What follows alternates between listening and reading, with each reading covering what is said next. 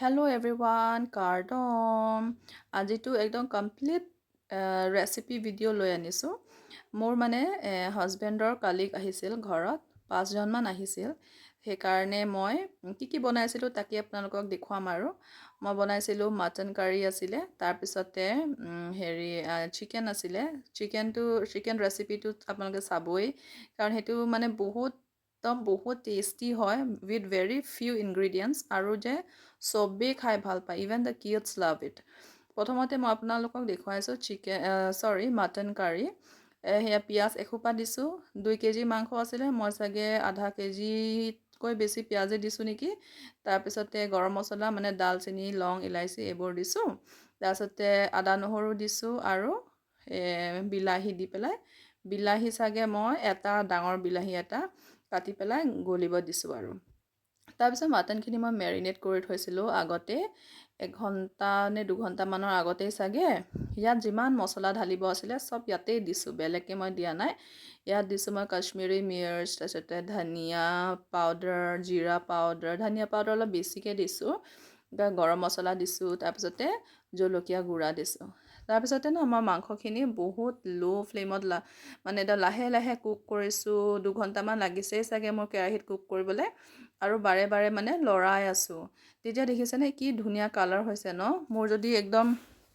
এইটো যদি ভিডিঅ'টো কোনোবা প্ৰফেশ্যনেল ভিডিঅ'গ্ৰাফাৰে কৰাহেঁতেন, বা এজন প্ৰফেশ্যনেল শ্বেফে যদি বনোৱাহেঁতেন, এইটো জানেনে কিমান ধুনীয়া কালাৰ ওলাইছিলে, কি ধুনীয়া মানে প্ৰেজেণ্টেশ্যন হ'ল হয়। কিন্তু মোৰতো লাইটিঙো বেয়া, মই এটা সৰু বাল্বেদি কাম চলাই আছোঁ। তাৰপিছতে ফোনটো দিয়কচোন, কোৱালিটি একদম বেয়া, আইফোনো নহয় মোৰ, বাট ষ্টিল চাওক না ইমান ধুনীয়া কালাৰ হৈছে ন, আৰু বহুত টেষ্টি আছিলে।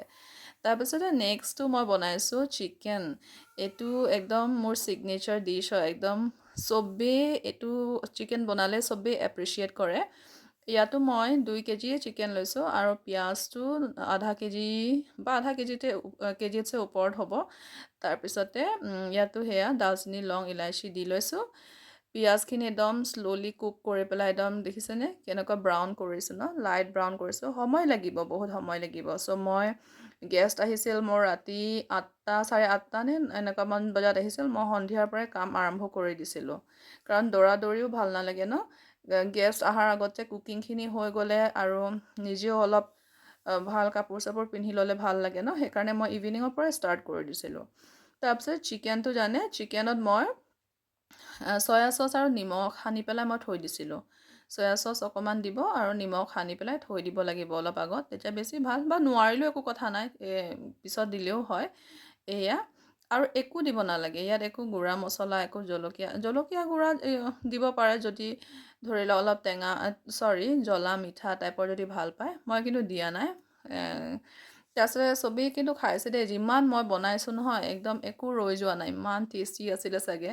ভাল লাগে ন যেতিয়া আপুনি বনোৱা বস্তু যেতিয়া চবেই খায়, বহুত ভাল লাগে। মোৰ কিন্তু বহুত ভাল লাগে, মই খায়ো বহুত ভাল পাওঁ, আৰু মই খোৱায়ো বহুত ভাল পাওঁ, আৰু মই খোৱা মানুহক মই বহুত ভাল পাওঁ। বেছি পিকি ইটাৰ থাকে ন, একদম ইটো নাখাওঁ সিটো নাখাওঁ এনেকুৱা, মোৰ কিন্তু ভাল নালাগে। মই এনেকুৱা আলহী বেয়া পাওঁ। মোৰ ঘৰত একদম খকুৱা আলহী হ'ব লাগে, মই খুব ভাল পাওঁ। একদম মই নিজেও খকুৱা, আৰু আলহীও যদি খকুৱা হয়, মই একদম বহুত ভাল লাগে। এয়া চাওক চিকেনটো, পানী চানী ঢালা নাই, নিজৰ হেৰিৰে। এয়া মোৰ চিকেন হৈ গ'ল, চাওক কি টেষ্টি আছিলে, কি ধুনীয়া হৈছে ন। তাৰপিছতে আৰু বনাইছিলোঁ, এইটো মোৰ ছিজনৰ প্ৰথমবাৰ ফুলকবি খাইছোঁ দেই। বনাইছিলোঁ ফুলকবি ভাজি, ফুলকবি, আলু, তাৰপিছতে গাজৰ মিক্স ভাজি বনাইছিলোঁ। এইটো এনেই চিম্পল, একো দিয়া নাই, কাৰণ মই এইটো ভাজি মই ইভেন মোৰ বেবীকো খুৱাইছোঁ। পিঁয়াজ দিছোঁ খালি, ইয়াত একো আদা নহৰুও দিয়া নাই, আৰু হালধি দি পেলাই জাষ্ট চিম্পল ফ্ৰাই কৰি দিছিলোঁ।